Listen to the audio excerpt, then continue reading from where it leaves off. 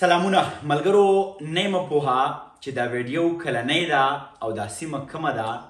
خو زړه خفه کوي تاسو یې لږ وګورئ فعل उड़की दे आपको करो फोटो बना था फैल उड़के दे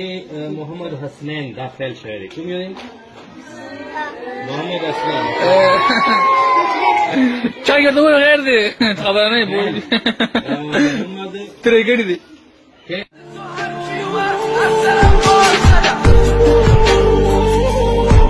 ملګرو په دغه ویډیو کې محمد حسنین نوم اخیستی کیږي ریزلټ اناونس کیږي او بیا د فیل ډیکلیر کیږي دا خبره په دې بنیاد باندې کوم چې زه تاسو ته بیا وایم د دې معاشرې د اصلاح دپاره به چې موږ سره څومره علم دی لږ ډېر معلومات دي څه مو زده کړي دي د مشرانو نه د هغې په بنیاد به په دې معاشره کې یوه خبره کوو محمد حسنین زه داسې ګڼم لکه دا چې نیغ په نیغه زما کشر رور دی یا زما بچی دی د ده دا درد دا احساس زما په زړه کې لکه چې دا زمرین نوکارې ورخښېږي یا یو زناور په چا پنجې ورخښئ داسې زما په زړه کې راخښېږي د ده دا درد د ده دا جړه خبره په دې باندې کومه چې زمونږه د دې ملک استاز نصاب کتاب مور و پلار مشران علما یا هر سټیک هولډر چې هغه یو کردار لوبوي نو هغو څنګه کردار لوبوي او څه روان دي هسې خو زه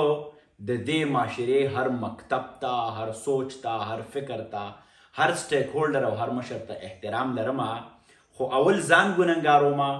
او بیا د ځان پسې دا نوره معاشره هم چې دلته زمونږ دې ماشوم ته یوازې دا احساس ورکړی شوی دی چې ته فیل شوی نو ته د هیڅ کار هم نه د ده ذهن تنکی دی ماشوم دی د ده په لاشعور کې دا یو آواز چې ده پسې د ده کلاس فیلو وخاندي او یا د ده استاد ووایي چې ته فیل شوی دا تر مرګه پورې د ده د ذهن په کنډول کې د ده په لاشعور کې یوه محرومي رالویي د ځان سره یو داسې تشون چې هغه کله هم بیا نه ډکېږي زما به خواست او التجا دا وي چې د ټولو نه لومبی خو د دې ملک چې کوم تعلیمي نظام دی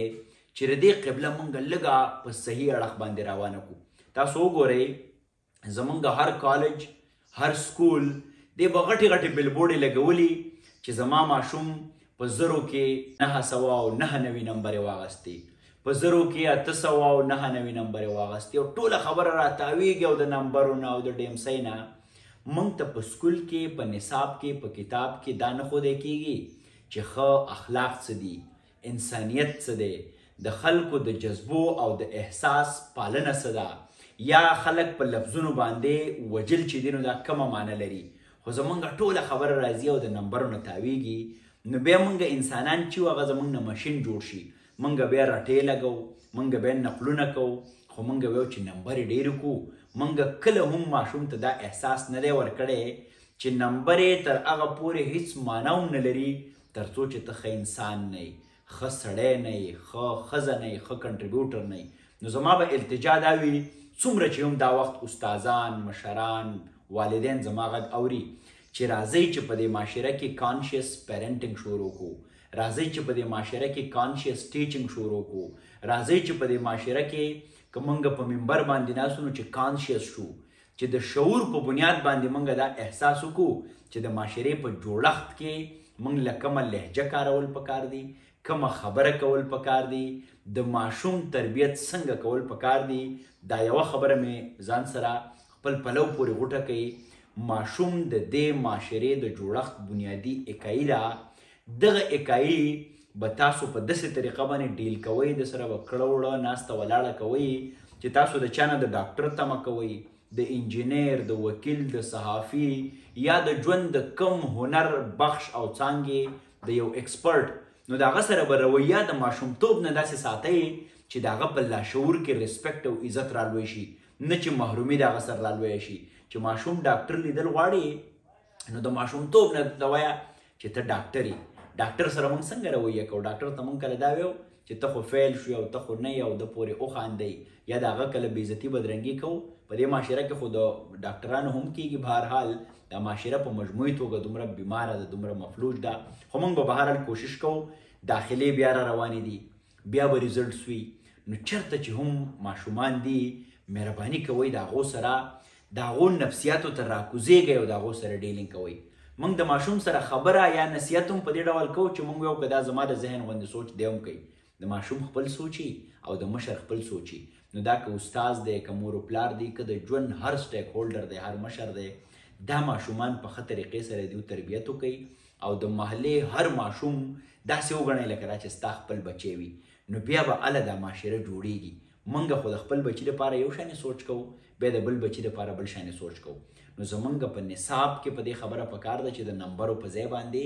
د انسان په ذهني، علمي، فکري روزنه، پالنه، تربیت باندې کار پکار دی. نو پکار ده چې زمونږ